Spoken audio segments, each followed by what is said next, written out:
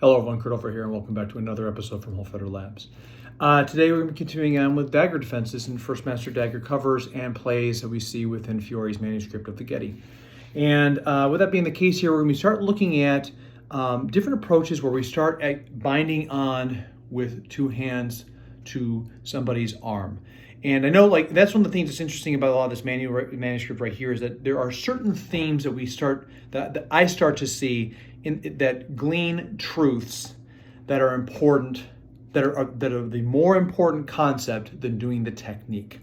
And today we're really going to be talking about essentially what I believe what Fiore is setting up, which is a figure four.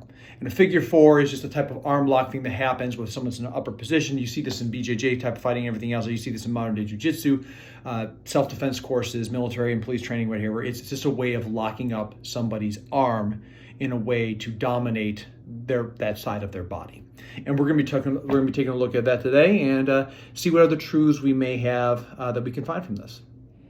So, along with Vincent today, I've got the Senyo back on the ground here to once again delineate movements. And the reason why I'm doing this is because so much, just to tap back into the concept about movement, angles, and everything else, and what we may or may not be seeing here, okay? So the image shows this. One person is essentially attacking in with that right hand position, that Mantrito side attack, whether that's a Fendente, a Mazzani, it doesn't matter. It's unclear, but ultimately I don't think it matters to Fiore. I think it matters that we are talking about, again, First Master covers. The other person is utilizing some type of hand gripping position, but you'll notice instead of like other positions where we've utilized this kind of wide base step, they have shifted so that the right foot is forward now versus the left. There's a couple of things that I think is happening right here. And in order to talk about this, a later play that's going to happen here, and I'm actually going to introduce it right here. It's this play. It shows how he is saying that this is a very strong cover. And he also mentions that two hands is stronger than one. Okay? So this is a concept that we have to glean from this. And mind you, this is a play after this. But ultimately, the message that I think that's very clear here about the play that we're discussing today is whether you have one or two hands on, it doesn't matter. Whether you have, whether the person's strong or whatnot, two hands is going to defeat one hand, and that is a matter of movement. On this image right here, we see actually a third portion where the person is stepping. They're stepping, and now they're actually putting themselves into a position to control the arm in a different direction. That to me also tells me that we're talking about a movement, a structure piece, right? That is also by getting the body behind a shot. So, again, we have our Senyo, basics of attacks, make sure it's all down. And I'm here like this, that dagger shot, I'm coming in, right? Whether it's here, whatever the case may be, we don't know. But they are coming across, they're coming direct at, and they're coming in with a nasty attack that's going to try to end us. The countering mechanism is of this right here. So if I'm talking about this right here, it just becomes the opposite. So if I've covered first, what I think is happening next here, because remember, in my opinion, all of this, none of the plays in these right here, none of them start without doing the first master play. So by coming up right here, strike the guy, and now I'm moving across. And this does several things for me when we're talking about working against someone that's trying to attack us, okay? So essentially, in this case right here, because this person's coming here, that's the attack. I'm coming here, the person has covered me open this way, and now because I'm open, they step into my space here and they've locked me and they're breaking me down. We're gonna show how this works. This is about shifting that line. So coming over and then stepping into it. And this is a concept of footwork that Fiore is going to consistently have throughout his manuscript, which is simply just offline step, peso, and then move in to a stronger position. So when it comes down to this right here, again, we're looking at someone is attacking at us from above. And to show the full image of this here first, I'll put it out here so that we can kind of see how this goes. As this is coming here, and this kind of works here a little bit. So imagine, this is my line in between. They're attacking at me here. I'm stepping across into it. So you can tell I've stepped across into this area here, like we see with the first master. My hand is up, I'm striking, whatever I have to do, I'm trying to break up their focus. But by coming across right here and then stepping across, my next phase is I'm going to step into this, because this is going, hit them, and now I'm coming across this way to control the arm. And from there, I can really bring them down and cause all sorts of different problems for their shoulder. So we can show on the other side here so you can kind of see it a little bit better. So again, we're talking about daggers coming in. I make this cover shot right here. I strike somehow, some form or fashion. And then as I do so, strike and turn, and now I'm in the inside. This is all that I think we're doing with the arms.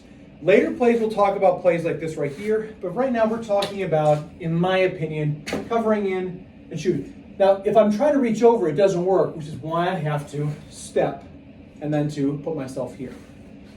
One thing of note about this is still in play. And that's why I think that we're trying to get in there as quickly as possible so that this person's not trying to stab us. And again, if I just come up and I go, okay, I've got it, I'm going to step across, they're just going to stab me. So remember we talked about effective strikes.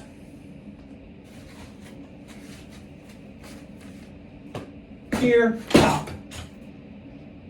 Break the arm, hit him, smack him, kick him, whatever the case may be, the effective strike that Fiore tells us that we should know about. And then by doing this right here, coming across, and now we have our hand over top. I can break this down, or I can fight from up here with it. Ultimately, that kind of handwork in place is dominating the shoulder. By stepping across in this way right here, I have axis inside towards the body, and then over top, and I have control of the forearm. Remember, this is a straight arm right here. The depiction shows it with a bend. So there's a lot more that I would be able to do here, and this dagger is going to be in a different place. So if you are practicing with friends or anything like that back home, understand, keep this in mind. I'm working with a bar, whereas this is much more of they're coming like down or something like that with some type of attack, okay? We can argue about what that looks like later on, but ultimately it's an attack that comes from that side to strike my left side of my body, okay? And that's all that this really is. So to make this a little bit closer out here so we can kind of see, all I think here is in cover, I'm in, so I've opened this up. If this is still straight on with me, I'm stepping right into a dagger and this is hitting me. So again, we're applying the first master cover. I'm coming over with this as hard as I can, strike the elbow, strike the face, whatever I got, and now I've got an avenue here where if I step, the dagger's not there. I'm also not giving up my grounding first. If their mind is, I'm still coming for you with the dagger, and I step, I'm just going to get dominated with this because I just gave up my grounding.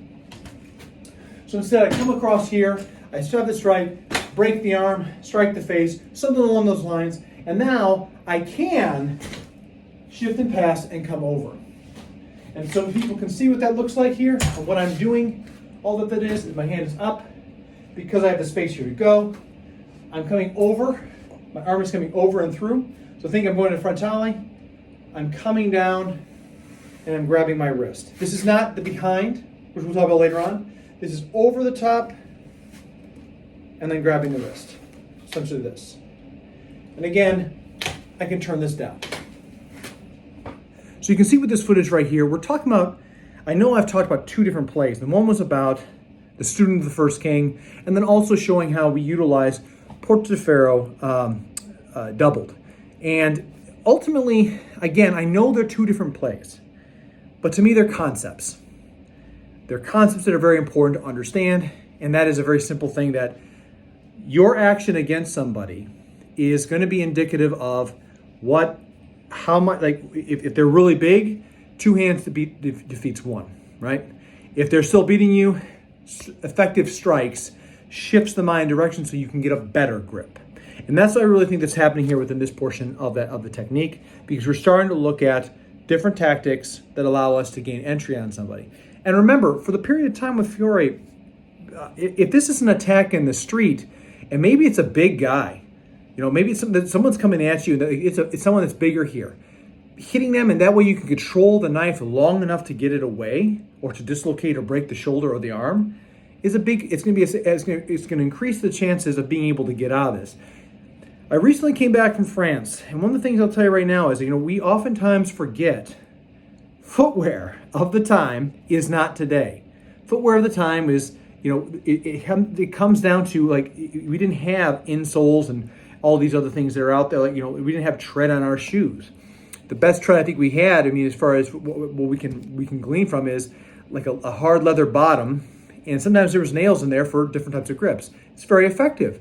It's not the same type of rubber tracking shoals that we see in running shoes. So being able to turn and pivot is something that is absolutely a very commonplace factor when it comes down to some of these techniques. And that's a big portion right there that I think that most people could appreciate and really glean value on is wearing turn shoes and trying that out when you actually put this out here, and not on concrete, because again, putting this in a spot like in grass or cobblestones, huge difference. Huge difference. And again, when you don't have a lot of time in there and you don't have a lot of grounding based off of like the trad weird right here, you want to control as much as possible and not give up what you have in that kind of encounter. So anyway, with that being the case, that's going to wrap up the video. I hope you learned something new here with this. I hope it shared some ideas out there. Please, if you're new to the channel, consider subscribing, share with a friend, and leave a comment below. And if you've been here, and if you're a part of one of my viewers out there, please, thank you so much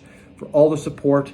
Leave a comment. Let me know what you're thinking. Drop a like, because this is a continuation of just the practice of arms that I see within this manuscript. And again, the more that I go look at just the mechanics and what we're trying to achieve, and looking at the Senyo, which is a big portion of this, a lot of these actions just kind of fall into place. So anyway, thank you so much, everybody. Take care, train well, fight on, and I will see you all soon.